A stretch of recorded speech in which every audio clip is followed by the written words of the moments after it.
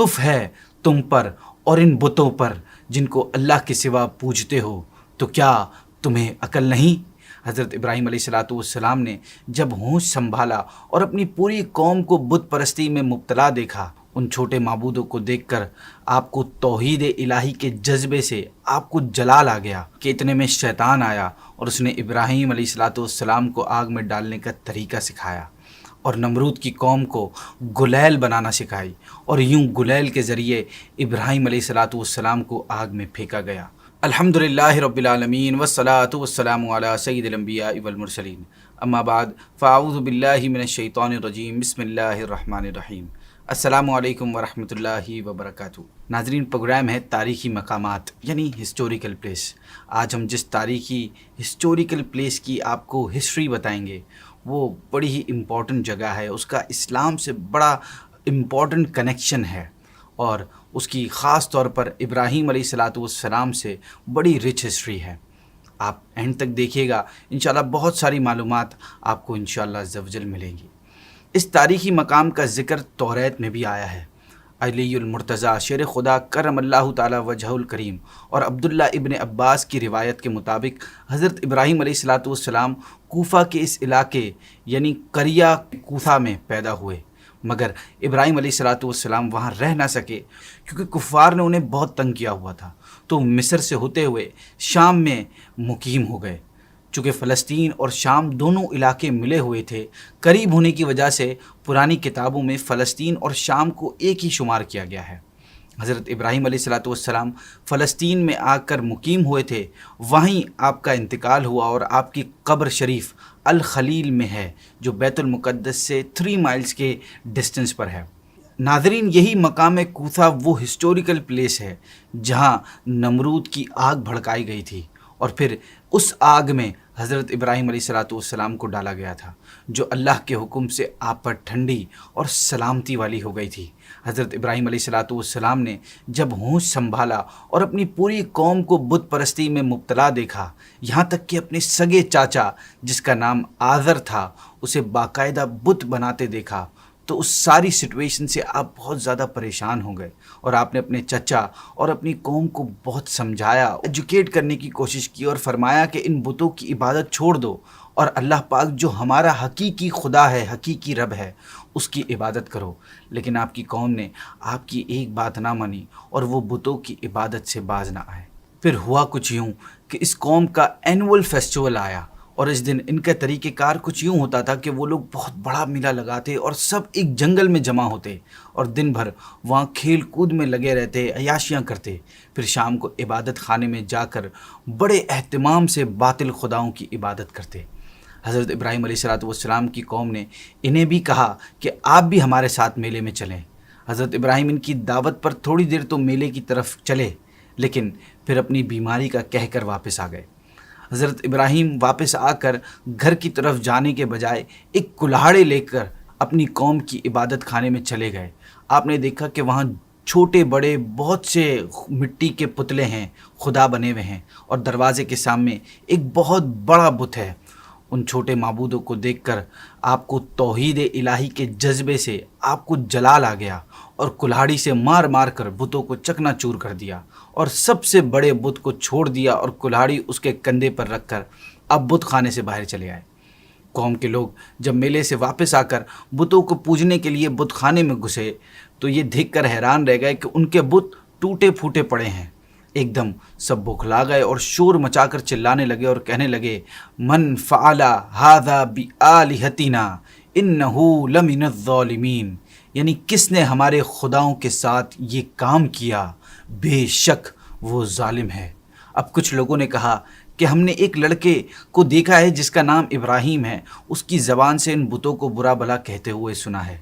कौम ने कहा कि इसको हमारे सामने ले आओ। चुनांचे इब्राहीम को बुलाया गया।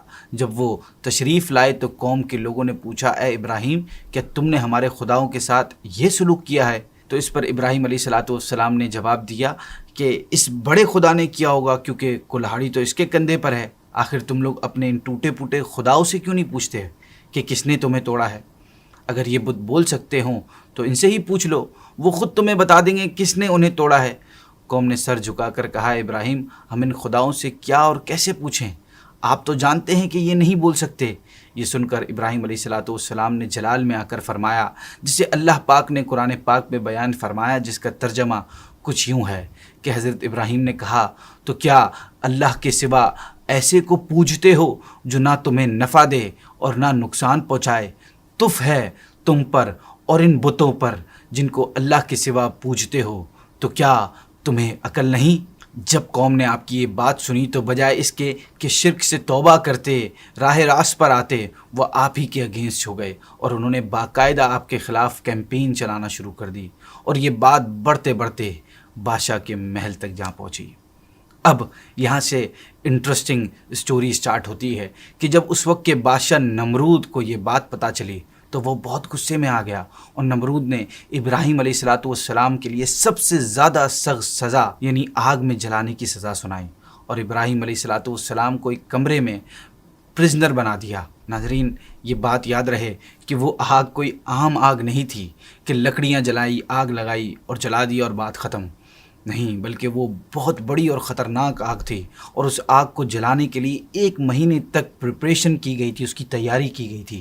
سب سے پہلے نمرود نے کریا کوثا میں ایک بلڈنگ بنوائی جو کہ پتھر کی تھی، جو 30 گز لمبی اور 20 گز چوڑی تھی، اور اس بلڈنگ میں لکڑیاں جمع کرنے کا حکم دیا، اور پوری قوم اس میں نمرود کا ساتھ دینے لگی، اور اس قوم کا ہر فرد آگے بڑھ بڑھ کر اس بلڈنگ میں وڈز جمع کرنا شروع کر دیا کہ کیا بچہ، کیا جوان، کیا مرد، کیا عورت، ہر کوئی اس میں لگا ہوا تھا، یہاں تک کہ اگر کوئی عورت بیمار ہو جاتی تو وہ اس طرح منت مانگتی کہ اگر میں ٹھیک ہو گئی تو اتنی لکڑیاں اس میں ڈالوں گی، اور نمرود اس بلڈنگ میں 30 دن تک لکڑیاں جمع کرواتا رہا، اور پھر ایک بہت بڑی آگ جلائی گئی، اتنی بڑی کہ اگر کوئی پرندہ اس کے قریب سے گزرتا تو اس کی ویوز، اس کی ہیٹ سے، اس کی تپش سے جل جاتا، اور کوئی انسان بھی اس کے قریب نہیں جا سکتا تھا۔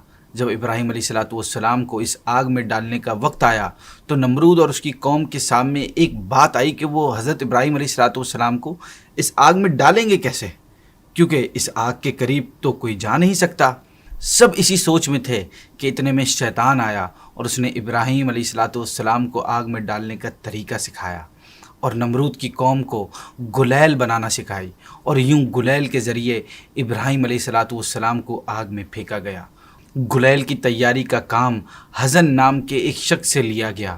زمین میں یہ پہلا شخص تھا جس نے گلیل تیار کی۔ اللہ پاک نے اسے زمین کے اندر دھسا دیا، اور قیامت تک اسی طرح مسلسل زمین میں دھستا رہے گا، یہ اس کا عذاب ہے۔ پھر ابراہیم علیہ السلام کو منجنیق یعنی گلیل کی طرح کسی چیز میں ڈال کر آگ میں ڈالا گیا۔ منجنیق کا وجود اس سے پہلے دنیا میں نہیں تھا۔ جب حضرت ابراہیم کو آگ میں ڈال دیا گیا تو اللہ پاک نے آگ کو حکم فرمایا، یا نارو کونی بردوں وسلامن علی ابراہیم، یعنی اے آگ ابراہیم علیہ السلام پر ٹھنڈی اور سلامتی والی ہو جا، اور پھر اسی وقت وہ آگ ٹھنڈی اور سلامتی والی ہو گئی۔